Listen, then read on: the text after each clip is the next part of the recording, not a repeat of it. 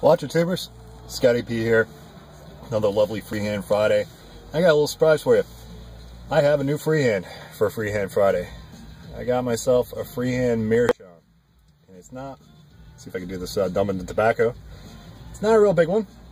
I have a real big one. And now I have a real small one, and now I have a medium one. So, expanding my Meerschaum collection while also expanding my freehand collection. Awesome, right? Hey, smoking some Hearth and Home Viprati, which I got from our buddy Pig Leg Piper, Brian. It's a Virginia Perique in Kentucky. All things that I love, right? So I've got a few stories for you today.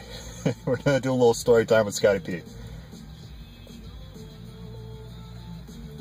Because I had an interesting week last week, especially an interesting Friday, which is why I didn't get to come on and talk to you. So I had like two big things. One, and we'll just do this quickly, maybe I'll do a longer version of the story some other time. I was on my way out to my route on Friday, going through New Haven, and I've told you before that I work in a bad neighborhood. I mean, it's real bad. And it's only like 6 blocks from Yale at the closest point, but they actually bought a whole block and closed it down, boarded it up, fenced it off, and I don't know, kids from Yale are still jogging out to my route, which is just not smart. Either they're looking for drugs or they're looking for trouble, or they have no idea what they're going into. Anyway, driving out to my route, and I'm passing one of my gas stations, and at one of the closer edges of my route, and there's cops everywhere. They've got it blocked off. They have the little placards out, like you see in those crime scene shows, where they're marking bullet casings and stuff, and we're totally roped off. So I got no idea what's going on. Nothing's been in the news. And I've got to deliver there at like midday.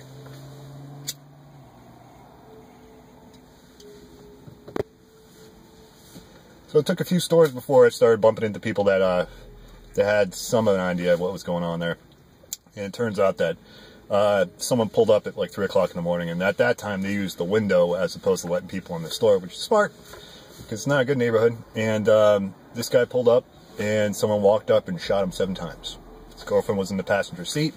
She didn't get shot, so they're still looking for the guy. They have a big reward out for him, but obviously that wasn't a coincidence. This guy probably pissed off the wrong people or dealt in the wrong neighborhood or something like that.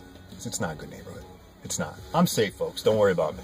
I've worked in plenty of bad neighborhoods, but it's a little early in the air for the first gun homicide, but it is what it is. And later in the day, I got a call from my old buddy Johnny J. Now, Johnny J was in that funk band that I talk about all the time. The one where we were, you know, my most successful band. I was a drummer in. And we played all over the place. Had a great time. I had a lot of fun in my 20s. I mean, we played all kinds of places that I grew up going to watch shows in. Never like huge stadium shows or anything like that, but a lot of the famous places around here and in New York City and up in Massachusetts that, you know, that people go to see famous people. Not like me. But I was lucky. I got to open for some folks. Got to open for some of the guys from Others of Invention, Zappa's old band. That was kind of fun. That's another story for another time. So anyway, John was the guitarist, and after we were in the band and we had a good run for about 8 or 9 years, I was a real estate agent during the day, which was real convenient for being a musician, and because I was a working musician for most of my 20s. And but in 2008, the market crash happened. And after trying to hang in there for a while, I eventually had to leave music. And around that time, we had just opened up a studio about 2 years prior.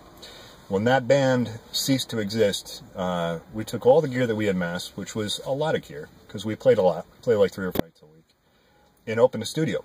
And got it up and running and starting to be successful and got it off the ground, and then all of a sudden the market crash happens, and I have to go back to being a responsible adult.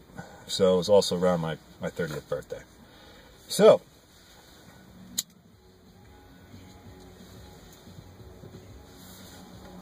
takes care of the background for some of you new folks. Some of you have heard bits and pieces of that story, but probably not the whole thing in a row. And and we really enjoyed that studio. And John kept it going for all these years, probably about 12 or 13 years now. But he gave me a call that Friday and said, Scott, I'm shutting down the studio, and you're still on the books, so we need to dissolve the limited liability partnership, the LLP. So we need to put in the paperwork, which is a bummer. It's a bummer, but, you know, I'm an eternal optimist, folks.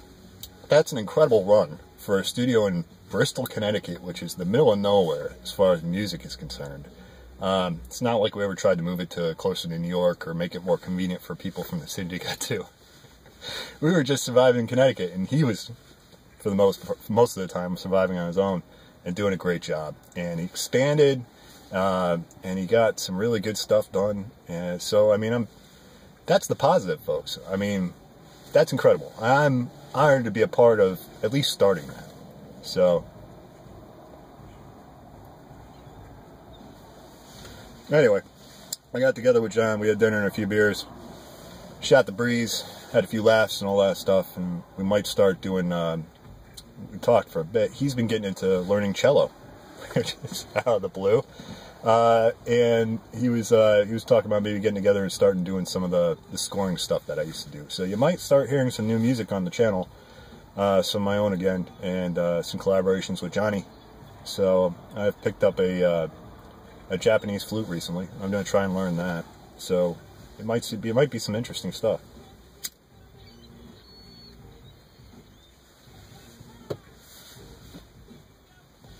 Because the timing is kind of odd, but I've had the bug lately to get back into doing my scoring stuff. So you've heard some of that stuff on the channel before.